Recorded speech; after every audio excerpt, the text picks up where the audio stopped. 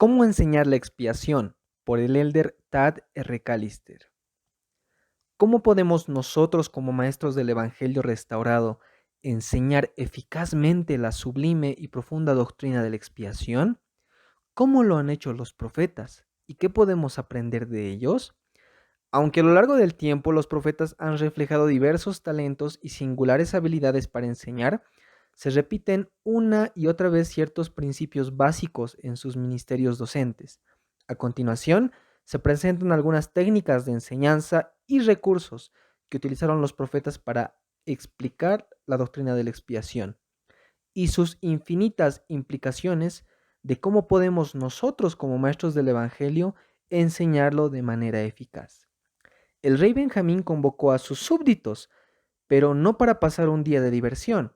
Si alguno había venido con dedales espirituales para recibir su palabra, él se apresuró a informarles de la necesidad de contar con recipientes mucho más grandes. No os he mandado subir hasta aquí para tratar livianamente las palabras que os hable, sino para que me escuchéis y abráis vuestros oídos para que podáis oír, y vuestros corazones para que podáis entender, y vuestras mentes para que los misterios de Dios sean desplegados a vuestra vista. Su introducción fue un tiro de advertencia de que los oídos debían estar en sintonía espiritual y los corazones enternecidos para recibir el mensaje de importancia. Entonces dio uno de los sermones más magistrales jamás ofrecidos acerca de la expiación. Años después, el elder Bruce R. McConkie comenzó su inolvidable sermón sobre el sacrificio expiatorio con estas profundas palabras. Siento y el Espíritu parece afirmar que la doctrina más importante que puedo declarar y el testimonio más poderoso que puedo dar es el del sacrificio expiatorio del Señor Jesucristo. Al igual que el rey Benjamín, sentó primero las bases antes de presentar su inspirado mensaje. Como resultado, los oídos estuvieron más atentos, las mentes se enfocaron más y los corazones permitieron recibir el caudal espiritual que estaba a punto de darse. Para muchos, el impacto de oír las palabras del rey Benjamín hizo que clamaran a una voz: creemos todas las palabras que nos has hablado, y no tenemos más disposición a obrar mal, sino a hacer lo bueno continuamente. Estos profetas comenzaron sus sermones lanzando un tiro espiritual con el arco. Fue un aviso, una llamada de atención, de que el mensaje que estaba a punto de darse merecía mucho más que la casual atención del oyente. Requería de un intenso estado de alerta de todas sus facultades espirituales. ¿Por qué? Porque estos profetas sabían que la hermosa y a la vez difícil doctrina de la expiación solo pueden comprenderse para aquellos que están espiritualmente preparados. Sus mensajes son conmovedores, recordatorios del tono espiritual que debemos establecer antes de que comencemos a enseñar lo que Robert L. Millet llama la doctrina de las doctrinas. Una persona jamás podría dominar cálculo antes de dominar álgebra. Se requiere un cierto orden de eventos en el proceso de aprendizaje. Isaías enseñó: a quien se enseñará ciencia o a quien se hará entender doctrina. Entonces dio la simple y a la vez profunda fórmula para dominar las doctrinas de la iglesia, línea sobre línea. El presidente R. Taft Benson enseñó: nadie sabe adecuada y debidamente por qué necesita a Cristo hasta que comprenda y acepte la doctrina de la caída y su efecto sobre toda la humanidad. Los alumnos rápidamente aprenden la imposibilidad de comprender adecuadamente la expiación sin entender primero la caída. Leí dio un discurso magnífico sobre la expiación. En él primero explicó las condiciones que existían en el jardín del Edén. Entonces siguió su introducción con un resumen conciso de por qué vino el Salvador al mundo. El Mesías vendrá en la plenitud de los tiempos a fin de redimir a los hijos de los hombres de la caída. Aprendemos que la expiación era necesaria para corregir ciertas condiciones traídas por la caída, es decir, la muerte física y la muerte espiritual. Alma, al aconsejar a su hijo desobediente Coriantón, dijo: percibo que hay algo más que inquieta tu mente, algo que no puedes comprender, y es concerniente a la justicia de Dios en el castigo del pecador. Entonces dijo: he aquí, hijo mío, te explicaré esto. En los siguientes 11 versículos Alma sentó las bases para su respuesta, detallando las condiciones en el jardín de Edén y las consecuencias de la caída. Solo entonces pasó a explicar las relaciones entre la justicia y la misericordia, debido a la necesidad de comprender la caída antes de que podamos comprender plenamente los propósitos de la expiación. He encontrado que es muy útil ayudar a los alumnos a captar cómo la expiación corrige o redime las consecuencias negativas de la caída. Las doctrinas de la caída y de la expiación son la pieza central del cristianismo. Sin embargo, existen muchos conceptos erróneos con respecto a sus principios subyacentes, porque a la Biblia inspirada como lo es, se le han quitado muchas cosas claras y preciosas de sus manuscritos originales. Como resultado de ello, muchísimos tropiezan. Sí, de tal modo que Satanás tiene gran poder sobre ellos. El elder McConkie una vez ofreció el siguiente desafío: elijan las 100 doctrinas del Evangelio más básicas y debajo de cada doctrina hagan dos columnas paralelas, una encabezada Biblia y la otra Libro de Mormón. Entonces pongan en esas columnas lo que cada libro dice acerca de cada doctrina. El resultado final mostrará sin duda alguna que en el 95% de los casos las enseñanzas del Libro de Mormón son más claras, más sencillas, más amplias y mejor que las palabras bíblicas. Si existe duda alguna en la mente de cualquiera en cuanto a este asunto, que haga la prueba, una prueba personal. En ningún otro aspecto se aplica más esta invitación en cuanto a la expiación. Sin el Libro de Mormón han surgido muchos conceptos erróneos en el mundo cristiano con respecto a esta doctrina clave. Por ejemplo, primer concepto erróneo: muchos enseñan que Adán y Eva habrían tenido hijos si se les hubiese permitido permanecer. Tras su transgresión en el jardín, el Señor dijo: con dolor darás a luz a los hijos. Consecuentemente, algunos han interpretado esto como que si no hubiese ocurrido, Adán y Eva habrían tenido hijos sin dolor en el jardín de Edén. Pero en el Libro de Mormón revela la verdad: y no hubieran tenido hijos. Segundo concepto erróneo: algunos enseñan que Adán y Eva vivían en un estado de dicha, de inigualable gozo en el jardín. De nuevo, el Libro de Mormón enseña la verdad: habrían permanecido en un estado de inocencia sin sentir gozo porque no conocían la miseria. Como resultado de los primeros dos conceptos erróneos, gran parte del mundo cristiano cree que la caída fue un trágico paso hacia atrás. Inocentemente, pero incorrectamente, llegaron a la conclusión de que si Adán no hubiese caído, todos habríamos nacido en el jardín del Edén, para vivir posteriormente en un estado de dicha eterna. Tal razonamiento, sin embargo, habría negado la necesidad de la expiación, un evento que fue preordenado en la vida premortal. Así lo atestiguó Juan cuando habló del Salvador como el Cordero que fue inmolado desde el principio del mundo. Tercer concepto erróneo: existen aquellos que enseñan que por causa de la caída, todos los niños vienen marcados con el pecado original. Mormón dio una mordaz reprimenda a los que tenían esa creencia. Sé que es una solemne burla ante Dios que bauticéis a los niños pequeños. Citó al Salvador al explicar la razón: la maldición de Adán les es quitada, de modo que no tiene poder sobre ellos. Cuarto concepto erróneo: algunos creen que solo la gracia nos salva, sin importar nuestras obras.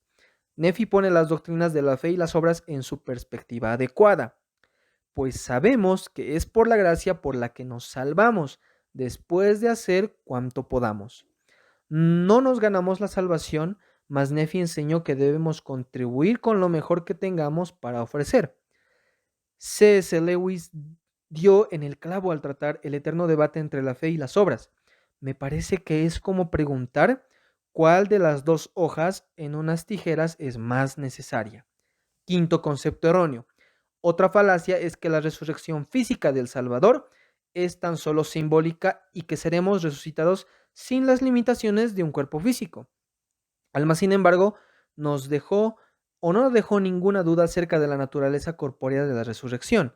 El alma será restaurada al cuerpo y el cuerpo al alma. Sí, ni un cabello de la cabeza se perderá.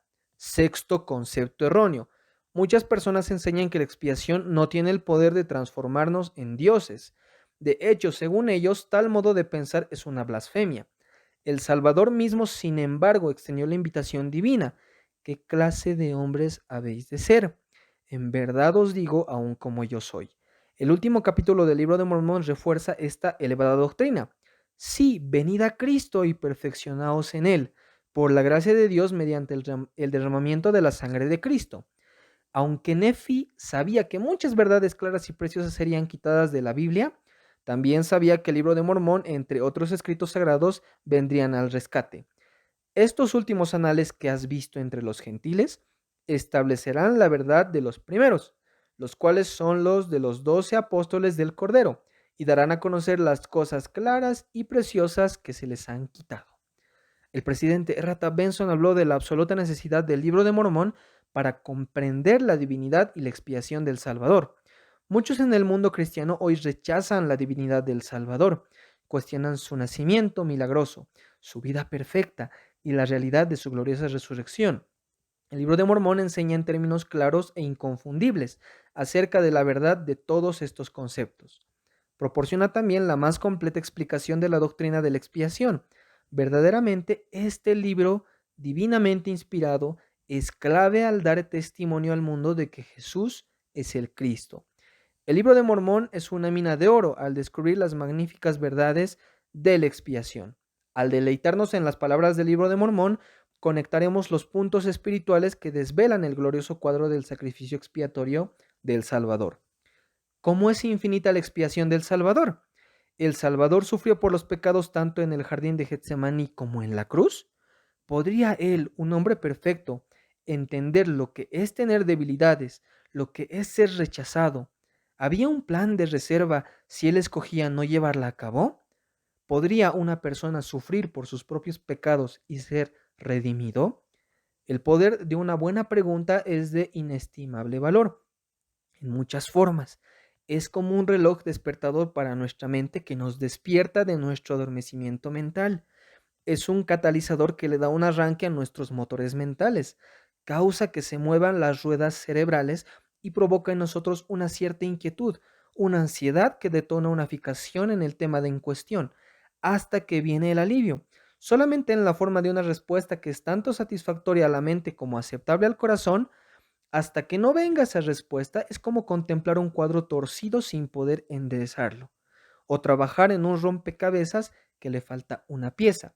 Existe un irresistible impulso de enderezar el cuadro y de encontrar y colocar la última pieza del rompecabezas en su lugar correcto. Hasta que eso no ocurre, la mente de uno está acelerada, considerando todas las opciones, sopesando, tamizando y clasificando hasta que viene la respuesta. Existe una tremenda diferencia entre lo que uno se le diga la respuesta y que otro la descubra. Es algo así como recibir un cuadro a diferencia de pintarlo, recibir un libro comparado con escribirlo, o escuchar el concierto por piano número 3 de Beethoven en vez de interpretarlo. El descubrir la respuesta trae consigo una inmensa satisfacción, otorga sentido de propiedad y deja una huella permanente en nuestra memoria y no un dato pasajero. Hay muchas clases de preguntas. Hay preguntas acerca de datos para adquirir información de antecedentes o hechos. Sin embargo, tales indagaciones son un medio y no un fin. Por ejemplo, ¿dónde nació el Salvador? ¿Cuánto tiempo estuvo en el jardín de Getsemaní? Estas preguntas sirven de ayuda para preparar el terreno, pero de por sí hacen poco para agitar las emociones humanas o para avivar la toma de decisiones en el ser humano. No obstante, un conocimiento de datos a menudo es un requisito necesario para descubrir las verdades mayores. Hay preguntas que instan a una autoevaluación. La pregunta de Dios a Adán es, ¿dónde estás tú? Era más que una averiguación sobre la ubicación física de Adán. También era una pregunta en cuanto a la situación espiritual de Adán. El punto culminante del sermón de Alma al pueblo de Zarahemla consistió en 11 preguntas seguidas e introspectivas tales como: ¿habéis nacido espiritualmente de Dios? ¿Habéis recibido su imagen en vuestros rostros? ¿Habéis experimentado este gran cambio en vuestros corazones? Un maestro atento podría hacer preguntas similares que requieran una autoevaluación de la fe y la dignidad de uno mismo. ¿Crees que puedes estar totalmente limpio de tus pecados gracias al infinito sacrificio del Salvador? ¿Tienes fe en que su expiación provee un remedio para cada uno de tus pecados, debilidades, flaquezas y defectos? ¿Tienes un corazón quebrantado y un espíritu contrito?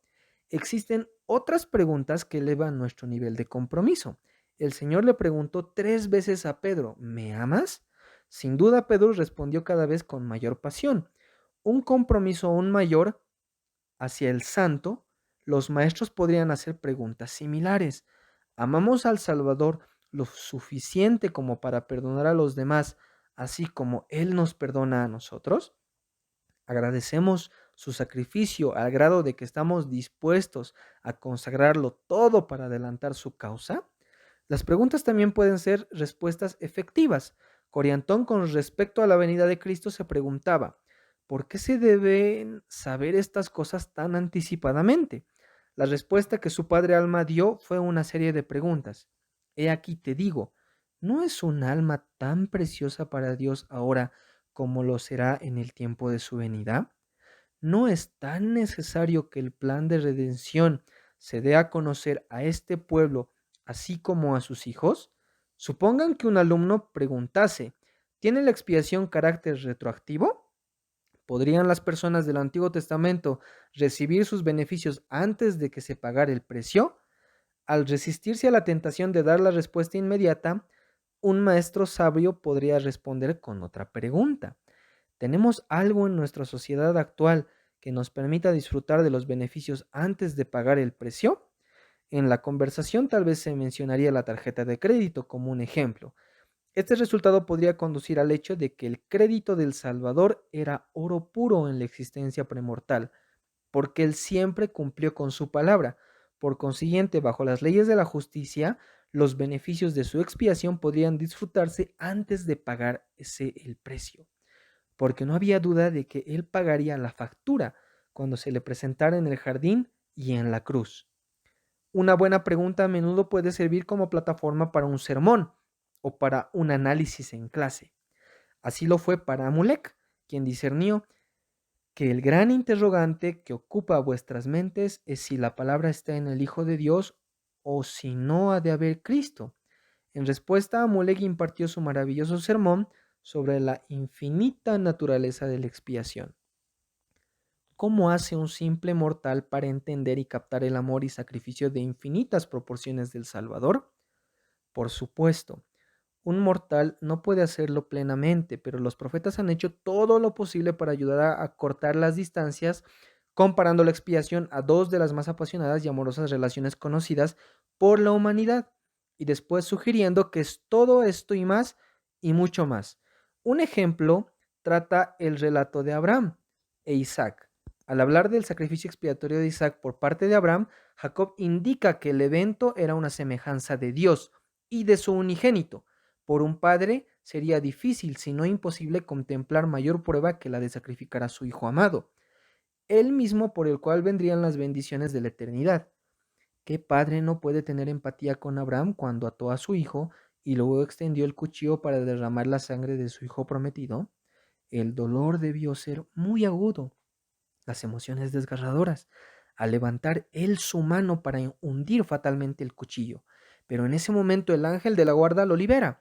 No extiendas tu mano sobre el muchacho ni le hagas nada, porque yo conozco que temes a Dios, por cuanto no me rehusaste tu hijo, tu único hijo.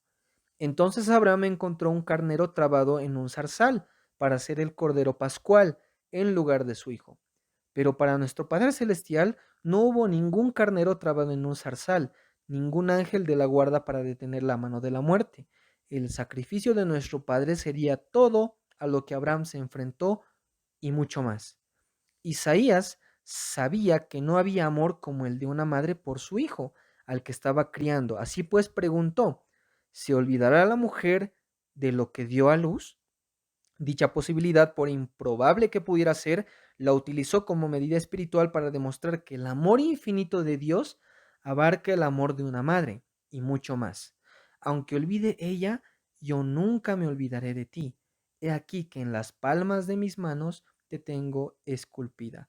No fuera que hubiese alguna duda, las marcas de los clavos de la cruz serían un recordatorio tangible de que su amor trascendería aún el amor de una madre por su hijo. Estos ejemplos causan que sondemos hacia lo más profundo de nuestras reservas emocionales. Son como unas ventanas hacia lo infinito. Aunque no podamos comprender plenamente, nos ayudan momentáneamente a contemplar el inquebrantable amor del Padre y del Hijo. Tal vez el discurso más magistral sobre la expiación en las escrituras reveladas fue el que dio el rey Benjamín. En sus propias palabras dijo: os he hablado claramente para que podáis entender. Con claridad y concisión procedió línea sobre línea, verso a verso, con tan convincente lógica y un testimonio tan intransigente que no pueden ser refutados por la mente ni el espíritu. Este sermón es un misil espiritual lanzado con precisión de láser en el centro del alma. Es como si los que no están en sintonía espiritual recibieran las maravillosas verdades expiatorias de forma no diluida, deseando una transfusión espiritual de doctrina pura. No hay necesidad de colaboración de fuentes externas ni de evidencias históricas. No hace falta nada de eso porque estos santos espiritualmente maduros están listos y ansiosos por recibir la doctrina expiatoria en su dosis total, y así la reciben. A continuación se expone la doctrina de la expiación de la forma más concisa y precisa que pueda expresarla.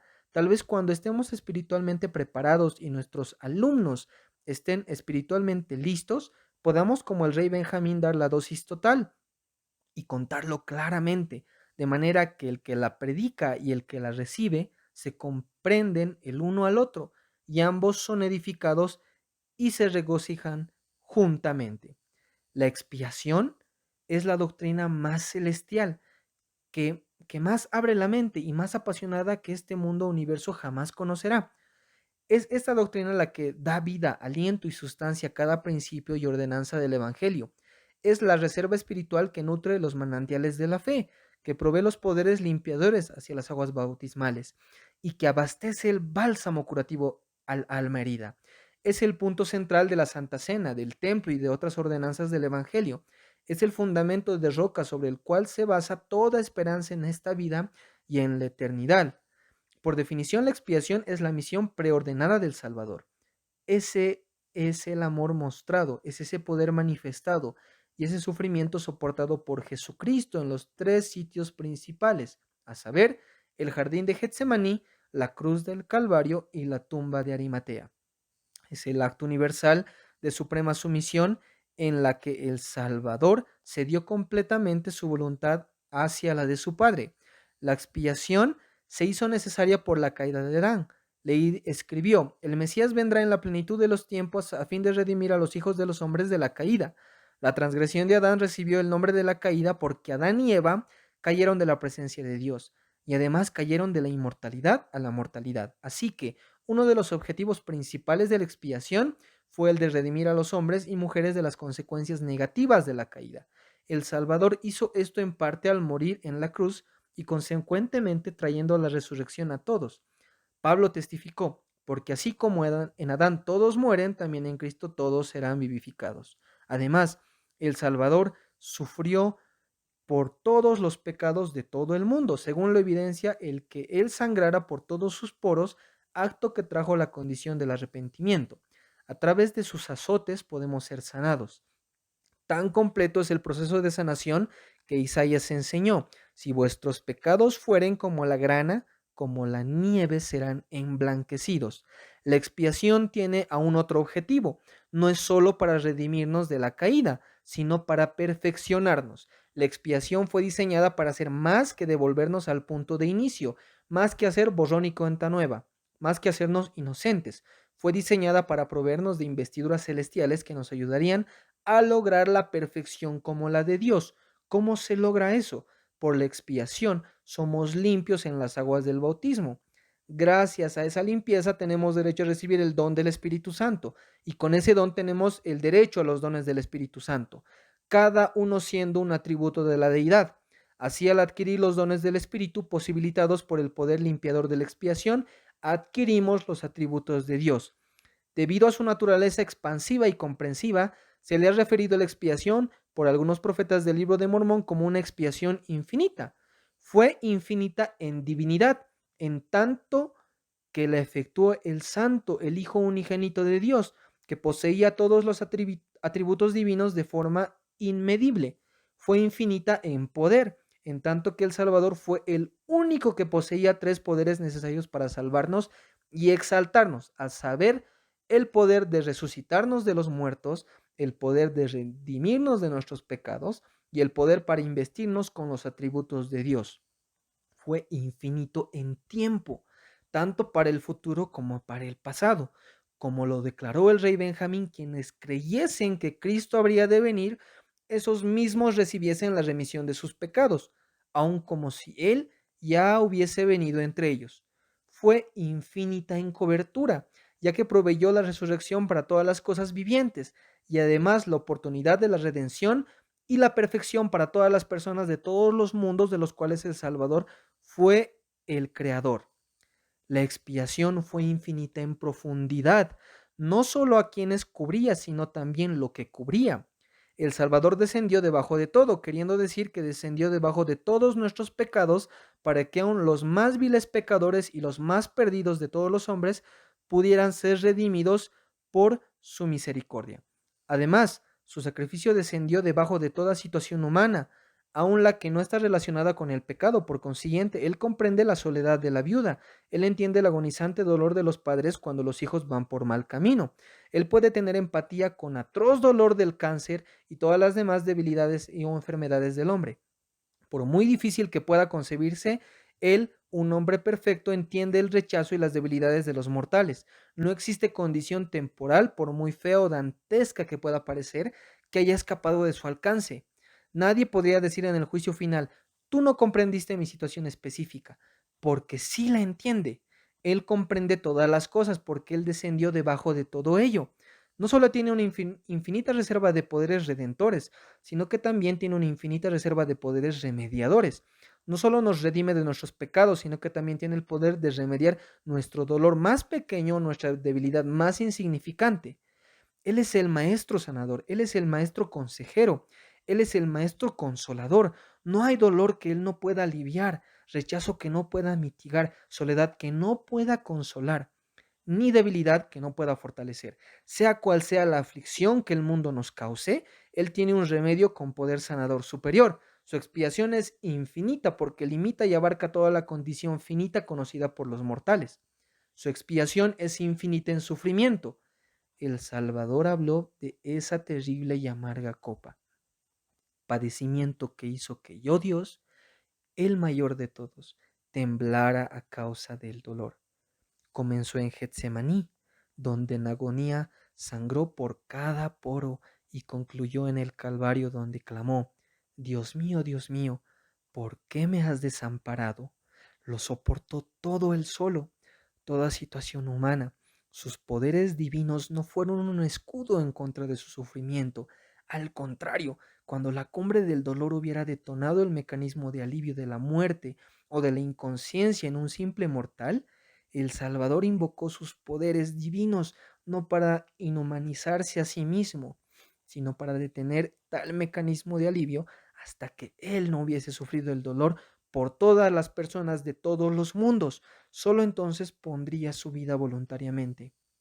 Y finalmente, su expiación fue infinita en amor. Tanto el Padre como el Hijo nos aman. La muerte humana no puede simplemente evadir la expiación. Esto es parte de lo sagrado y de la belleza del evento. Debe ser sentido, no solo ser razonado. Algún día comprenderemos la divina declaración: porque de tal manera amó Dios al mundo, que ha dado a su Hijo unigénito. Entonces toda rodilla se doblará y toda lengua confesará que Jesús es el Cristo. El Salvador es nuestra única esperanza de salvación y exaltación. No existe ningún hombre como forma alternativa ni plan de contingencia como el Señor el Rey Benjamín. No se dará otro nombre, ni otra senda, ni medio por el cual la salvación llegue a los hijos de los hombres, sino en el nombre de Cristo, el Señor omnipotente. La doctrina de la expiación es como una buena semilla plantada en la tierra. Sin embargo, si la semilla no es nutrida y enseñada en un ambiente de espiritualidad, gratitud y testimonio, jamás florecerá para el que la contempla. A veces la manera en que decimos algo es tan importante como lo que tenemos que decir.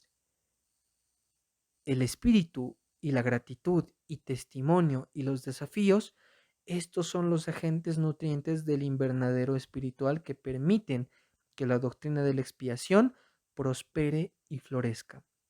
Con radiante belleza, para enseñar esta doctrina se requiere lo más alto y lo mejor de nosotros, nuestros poderes más creativos, nuestro espíritu más sumiso y nuestras mejores facultades intelectuales, pues en verdad es la doctrina más profunda y conmovedora que jamás tendremos el privilegio de enseñar. En el nombre de Jesucristo. Amén.